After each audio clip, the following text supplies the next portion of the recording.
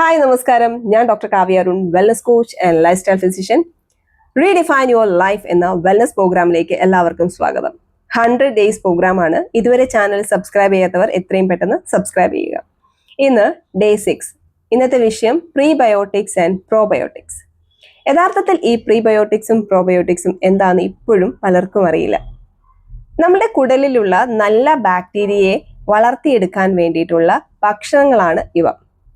ഇത് നമ്മളുടെ ആരോഗ്യം മെച്ചപ്പെടുത്തുവാൻ സഹായിക്കുന്നു. നമ്മളുടെ സ്വഭാവത്തെ, ഇമോഷൻസിനെ കറക്റ്റ് ചെയ്യാൻ ഇത് സഹായിക്കുന്നുണ്ട്. വേസ്റ്റ് ആയിട്ട് കിടക്കുന്ന, ടോക്സിൻസ് ആയിട്ട് കിടക്കുന്ന പല മാലിന്യങ്ങളെയും ഇത് റിമൂവ് ചെയ്യാൻ സഹായിക്കുന്നുണ്ട്. കുടലിന്റെ മൂവ്മെന്റ്സ് ഇത് മെച്ചപ്പെടുത്തുന്നുണ്ട്. കോൺസ്റ്റിപ്പേഷൻ പോലുള്ള പ്രശ്നങ്ങൾക്ക് ഇത് പരിഹാരമാവുന്നുണ്ട്. അതുകൊണ്ട് തന്നെ ഇതിന്റെ പ്രാധാന്യം വളരെ കൂടുതലാണ്. ഇത് നിങ്ങളുടെ ലൈഫ് സ്റ്റൈലിൽ ഉൾപ്പെടുത്തേണ്ട ഒരു പ്രധാനപ്പെട്ട ഘടകവുമാണ്. ഇതിൽ പ്രീബയോട്ടിക്സ് എന്ന് പറഞ്ഞാൽ നമ്മുടെ കുടലിൽ ഓൾറെഡി ഉള്ള ബാക്ടീരിയയ്ക്ക് വേണ്ട ഭക്ഷണങ്ങളാണ്. നമ്മൾ കഴിക്കുന്ന ഫ്രൂട്ട്സ്, വെജിറ്റബിൾസ്, ഹോൾ ഗ്രെയിൻസ് ഒക്കെ പ്രീബയോട്ടിക്സ് ആണ്. അതായത് ഇത് ഓൾറെഡി വയറിലുള്ള ബാക്ടീരിയനെ സപ്പോർട്ട് ചെയ്ത് അതിനെ വളരാൻ സഹായിക്കുന്നു. ഇനി ഓൾറെഡി നമ്മളുടെ വയറിൽ ഈ ബാക്ടീരിയ കുറവാണെങ്കിൽ ഇത് നമ്മൾ ലൈവായിട്ട് കഴിക്കണം. അവയാണ് പ്രോബയോട്ടിക്സ്. അതായത് ലൈവായിട്ടുള്ള ഈ ബാക്ടീരിയ കഴിക്കുന്നതിനെയാണ് നമ്മൾ പ്രോബയോട്ടിക്സ് എന്ന് പറയുന്നത്.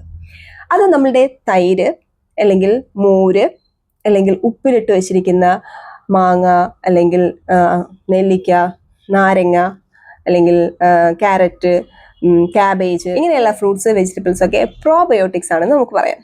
അതുപോലെ തന്നെ നമ്മുടെ ഇഡ്ഡലി, ദോശ മാവ് പ്രോബയോട്ടിക്സിൽ പെടുന്നതാണ്. അപ്പോൾ ഇതൊക്കെ നമ്മൾ കഴിക്കുമ്പോൾ നമ്മളുടെ വയറിലേക്ക് വീണ്ടും ഈ ബാക്ടീരിയയെ ഉൾക്കൊണ്ട് നമുക്ക് ഇതിനെ വീണ്ടും പുനഃസ്ഥാപിക്കുവാൻ സാധിക്കും. അപ്പോൾ ഈ 2 ഭക്ഷണങ്ങൾ നിങ്ങളുടെ ഡയറ്റിൽ ഉൾപ്പെടുത്തുക എന്നതാണ് ഇന്നത്തെ ടാസ്ക്. അപ്പോൾ ഇന്ന് മുതൽ നിങ്ങളുടെ ഈവനിങ് ഡയറ്റിൽ സാലഡ്സ് നിർബന്ധമാക്കുക. അതുപോലെ തന്നെ മോർണിംഗിൽ ഇഡ്ഡലി, ദോശ എന്നീ ഐറ്റംസ് കഴിക്കാൻ ശ്രമിക്കുക. വെറും ഇഡ്ഡലി ദോശയല്ല, മില്ലറ്റ്സ് ഉൾപ്പെടുത്തിയിട്ടുള്ള ഇഡ്ഡലി ദോശ, അരിക്ക് പകരം ഹോൾ ഗ്രെയിൻസ് ആയിട്ടുള്ള ഇഡ്ഡലി ദോശ കഴിക്കാൻ ശ്രമിക്കുക. ഈ 2 ആക്ടിവിറ്റീസ് ആണ് ഇന്ന് നിങ്ങൾ പ്രാക്ടീസ് ചെയ്യാനുള്ളത്. എല്ലാവരും ഇത് ഫോളോ ചെയ്യുമെന്ന് വിശ്വസിക്കുന്നു. അപ്പോൾ മറ്റൊരു വീഡിയോയുമായി വീണ്ടും കാണാം. Stay healthy, stay happy. Bye bye.